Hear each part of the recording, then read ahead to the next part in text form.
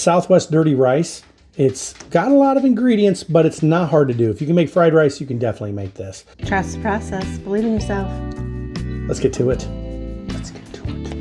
Look at that stuff. First thing you want to do, because this is going to be needed here in about 20 minutes, is you want to get your 2 pablanos. These are pablanos. You can get them anywhere. And you want to fire roast them. Now you can just simply do that by putting them directly on the flame until they get black and charred. You can do this on your stovetop or a grill if you don't have a fire stovetop. Okay, the peppers are done. They're black all over. I'm going to take off the heat and show them what's going on with those. You want them black like that. Trust me, you're not going to get any of that black in your food.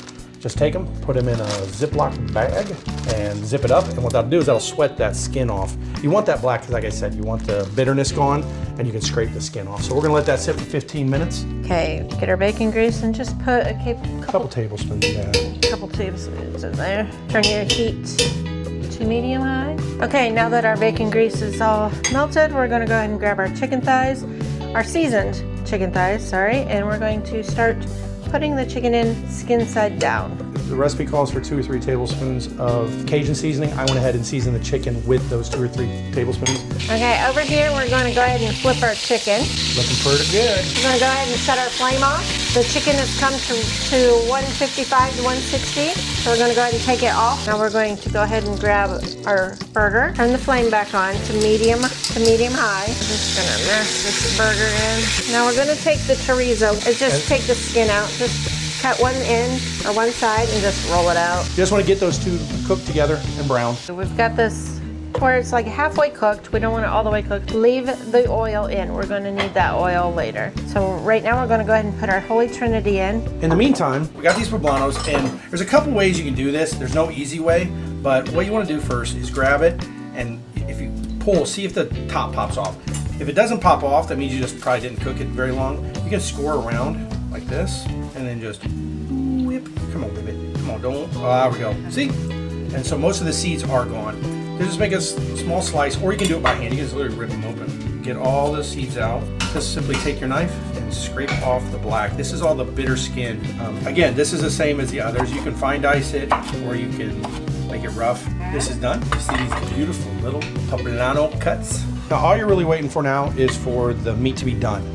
Don't worry about the onions being a certain look or the celery being a certain look. Once the meat is done, you can move on.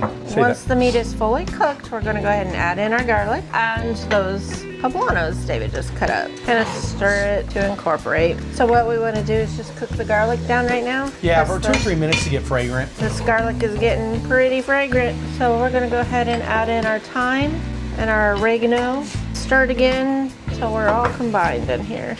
All right, we're gonna take our 1/4 cup flour and we're just gonna coat our meat here. Just try to make sure majority of your meat gets some of that flour on it.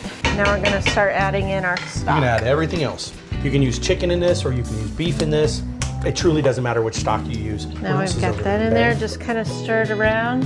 Add our bay leaves in. Now we're gonna go ahead and pour in our rice. We had pre-washed this because we're not going to brown it, so we did pre-wash it. And that chicken that I fried up, David was over there dicing it up for us. So we just dice up our chicken. So what heat do you suppose this should be on right now? You need to put it on high. It's not a rolling boil, but it is come to a boil. So you want to turn that all the way down to simmer, and then put the lid on it.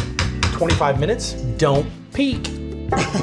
And we'll see you in a minute. Okay, it's been 25 minutes. Let's see if it's done. Let's be careful with this hot lid though. It's very heavy. Oh my goodness. It's gonna stick a little bit on the bottom. Fluff it. This smells really good, guys. Okay, so you're gonna have a little liquid in it. Rice is done. What we're gonna do is we're gonna turn off the heat. Got the lid back on it. We're gonna wait 10 minutes with the heat off, and then this thing will be done.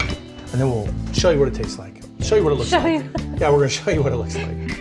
All right, we let it sit for a few more minutes.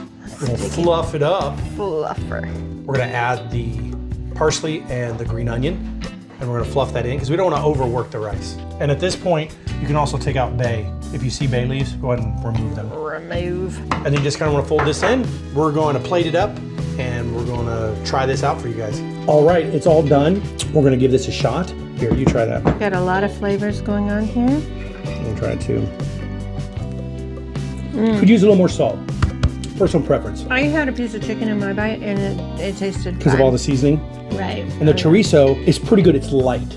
you don't lose it, but this chorizo was kind of light in there, so I can still taste it though. But That's see, really good. it's so moist. And there's so much just- stuff going on. Yes, it's really good. That's good stuff.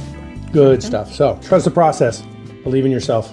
Have a great day. Yep. Have a great day. Bye-bye.